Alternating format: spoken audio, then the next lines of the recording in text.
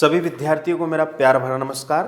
और आज हम देखने जा रहे हैं मोस्ट इंपॉर्टेंट क्वेश्चन जो ज़्यादातर आए हैं linear equation in two variables में से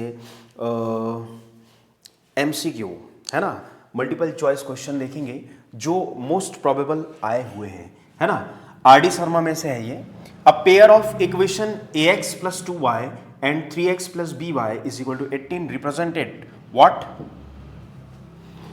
Parallel lines where A, B are integer if।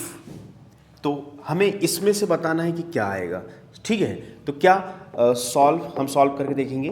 हमारे पास इक्वेशन गिवन है क्या, AX plus 2y is equal to 9 and second equation given है कितनी, 3x plus by is equal to 18, है ना। For parallel line की कंडीशन हमारे पास हमने देखी क्या होती है, A1 A2 is upon A1 upon A2 is equal to B1 upon B2 but is not equal to C1 upon C2। Value रखेंगे A1 की प्लेस पे हमारे पास A है सॉरी, A2 की प्लेस पे 3 है, यहाँ पर B1 की प्लेस पे हमारे पास 2 है एंड B2 की प्लेस पे B है। अब इसी में हमको A1 और B1 के रिलेशन दिखाई दे गए तो हमें C1 और C2 इस रिलेशन पर काम नहीं करना है। One of the most important thing that अगर हमें यही मिल जाए A और B तो हमें आगे वाले रिलेशन पर काम नहीं करना है, उसे वहीं छोड़ देना, ठीक है। तो यहां से क्या रिलेशन मिल जाएगा, A इंटू बी AB और 3 2 6। क्लियर है, ये हमें रिलेशन मिला, मतलब D is the correct answer, D is the correct answer. Clear है, ठीक। अगला है हमारे पास कि यदि if the pair of equation 3x minus y plus 8 is equal to 0 and दूसरी इक्वेशन गिवन है 6x minus r y plus 16 is equal to 0, ठीक है। कोशिश करें कि जो जहां है उसी के नीचे उसे लिखे, ठीक है, ठीक, या ब्रेन में ही सॉल्व करने में प्रॉब्लम नहीं होगी। 6x, x के नीचे x, आर वाई और plus 16 is equal to 0। Clear. अब हमें निकालना है what is the value of r for what, coincident line, ठीक है। कोइंसिडेंट लाइन का मतलब जो लाइन L1 है कोई एक इक्वेशन की, उसी पर L2 भी है।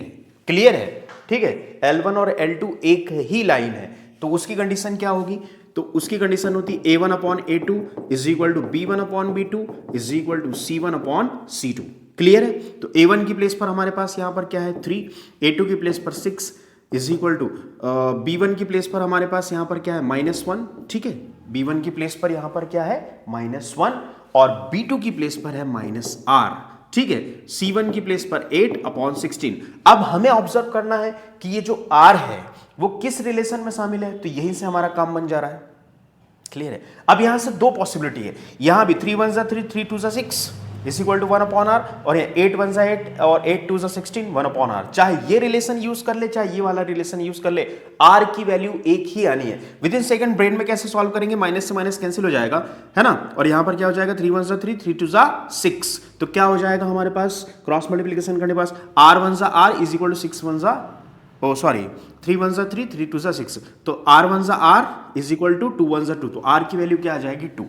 विद इन सेकंड ब्रेन में सॉल्व कर सकते हैं। क्लियर है, ठीक। तो क्या हो जाए, यहां से भी अगर हम देखें तो माइनस से माइनस कैंसिल 1 अपॉन r, 8 1 8 8 2 16, तो r 1 r और 2 1 2, तो r की वैल्यू कितनी आ जाएगी 2, ठीक है।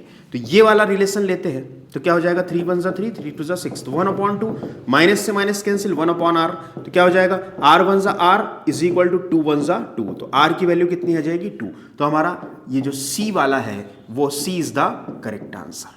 क्लियर है। तो ये मोस्ट प्रोबेबल ऐसे क्वेश्चन है। आई होप आपको समझ में आया होगा। Thank you.